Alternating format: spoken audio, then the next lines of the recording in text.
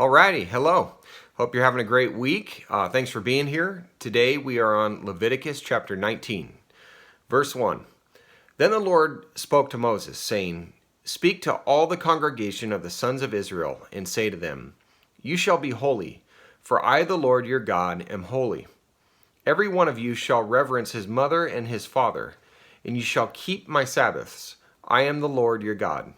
Do not turn to idols or make for yourselves molten gods. I am the Lord your God. Now when you offer a sacrifice of peace offerings to the Lord, you shall offer it so that you may be accepted. Quick reminder, a peace offering was a voluntary sacrifice given to God in three specific instances. It could be given as a free will offering, alongside a fulfilled vow, or to give thanksgiving for God's deliverance in an hour of dire need. Verse 6, It shall be eaten the same day you offer it, and the next day, but what remains until the third day shall be burned with fire. So if it is eaten at all on the third day, it is an offense. It will not be accepted. Everyone who eats it will bear his iniquity, for he has profaned the holy thing of the Lord, and that person shall be cut off from his people.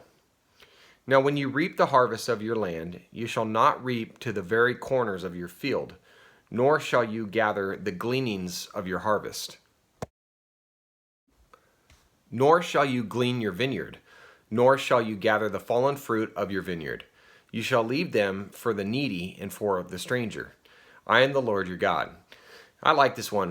This was to help out the financially burdened amongst them, and it shows the compassionate side of God.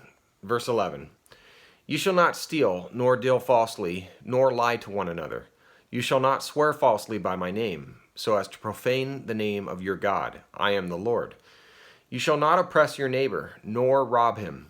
The wages of a hired man are not to remain with you all night until morning, or in other words, pay your people on time. Verse 14. You shall not curse a deaf man, nor place a stumbling block before the blind, but you shall revere your God. I am the Lord.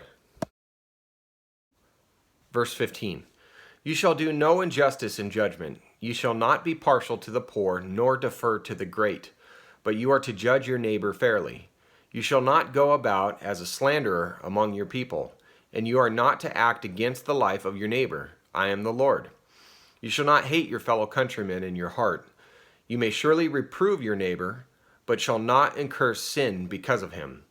I like this one too.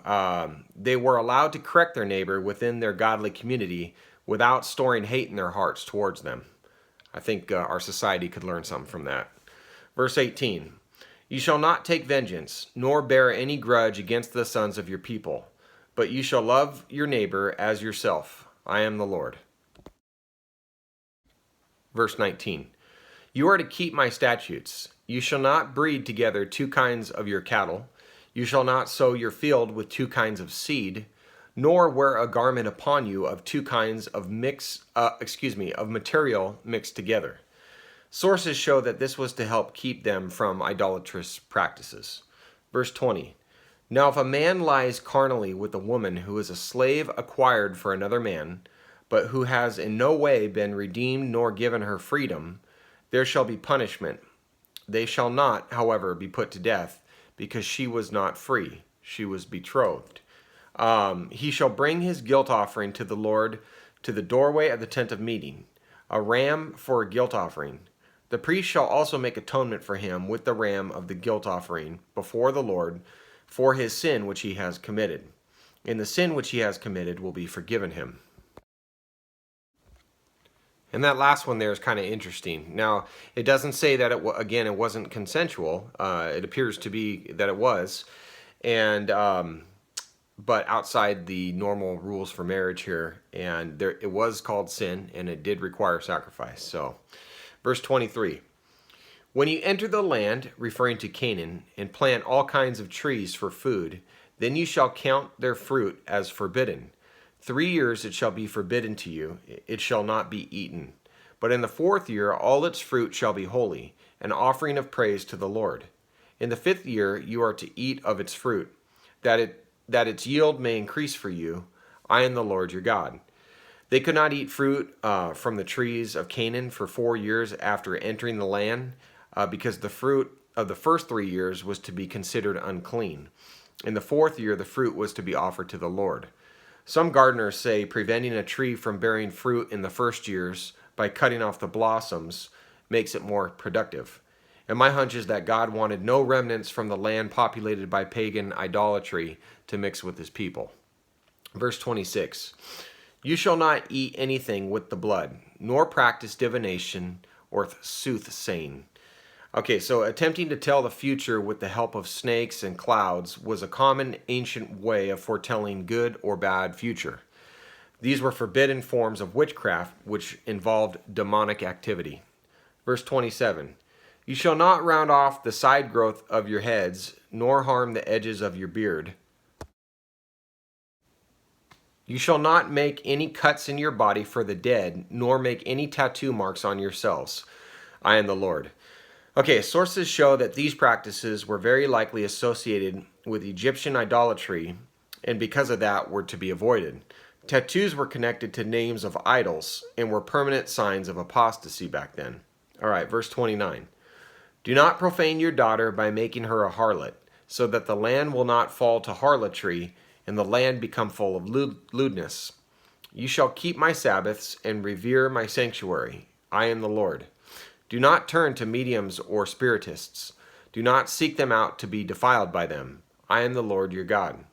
All right, these are the folks that try to communicate to the dead on behalf of someone, and that behavior by God is considered demonic.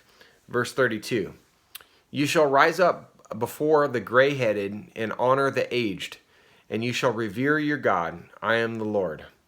I'm getting some gray too, so got to be respectful. Verse 33, when a stranger resides with you in your land, you shall not do him wrong. Verse 34, the stranger who resides with you shall be to you as the native among you, and you shall love him as yourself. For you were aliens in the land of Egypt. I am the Lord your God. But keep in mind that the stranger was to be circumcised and to follow their ordinances, which was really important.